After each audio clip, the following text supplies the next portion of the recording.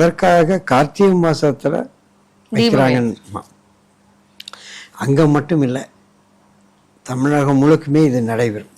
இந்த தீபம் ஒவ்வொரு ஊர்லேயும் அதுக்கு சொக்கப்பானைன்னு சொல்லுவாங்க. இப்போ பல கோயில்களில் சில விஷயங்களால் அது அழிக்கப்பட்டு வருது.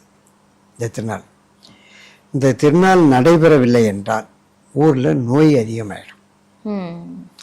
இது ஒரு விஷக்கிருமிகளை அழிக்கக்கூடிய நாள். ஐப்பசி கார்த்திகைகளில் அறுவடைகள் முடிஞ்சிடும்.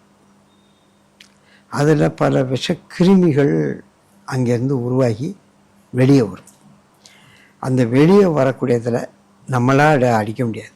அதனுடைய இறைவனுடைய பேரை சொல்லி அது முன்னால் இந்த தீபத்தை ஏற்றும் போது அதில் அவைகள் விழுந்து சுவாமி சாட்சியாக தானாக மாய்த்துக்கொள்ளும். அதை நம்ம செய்யக்கூடாது ஒரு பக்கம்.